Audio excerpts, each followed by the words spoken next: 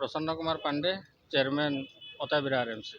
जी मान्यवर मंत्री एवं विधायक अताबिरा एवं विधायक बरगढ़, सांसद बरगढ़, जिलापाल समस्ते मिसिकी आमर अताबिरा एवं गोड़भगा मार्केट तार जोटा कि आमर बहुत दिन आगु से कंस्ट्रक्शन काम चलता पाखापाखि अताबिरा 2,40,00,000 टंका एवं गोड़भगा 2,00,000 टंकार व्यय ये मार्केट कॉम्प्लेक्स से मार्केट कॉम्प्लेक्स किपरि भाव में आगामी दिन में लोक मैंने पाइकी जीवन जीविका गुजराण मेन्टेबे से दिगरे आम पदक्षेप नेबू। पर्टिकुलाली जो स्टल मान कराई चाषोपयोगी जो मैंने एनसिलियरी टू एग्रीकल्चर कथा कहुच्छी से मान को आमंत्रण करा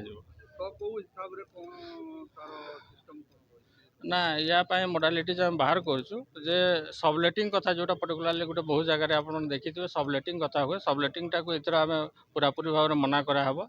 जो मैंने आवंटन प्रक्रिया सामिल हेबे एवं आवंटन पाइबे से ही मैंने ये स्टल करें एटा को सबलेटिंग कराहेब नहीं।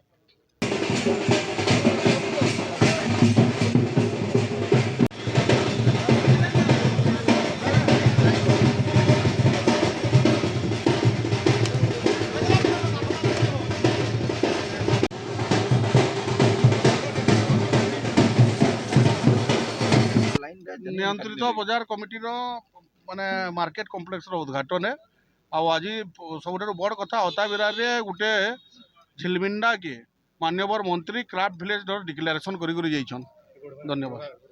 गोड़भगार भी आप देखुए मार्केट कॉम्प्लेक्स उद्घाटन है चाषी मैंने उपकृत हे।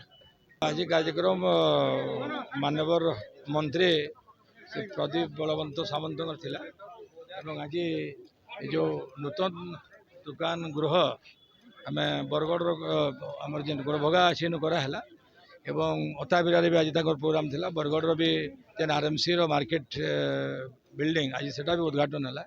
समर्पुरी बस्तालय भी परिदर्शन रे जाइथिले एवं आज विभिन्न प्रकार कार्यक्रम आज बहुत बढ़िया भाव में होइछे एवं आज लोक खुशी भी अच्छन। सरकार जेन गोटे आके विकसित ओडिशार कथा जेन कहे आके संभव होगा लगी जाऊँ।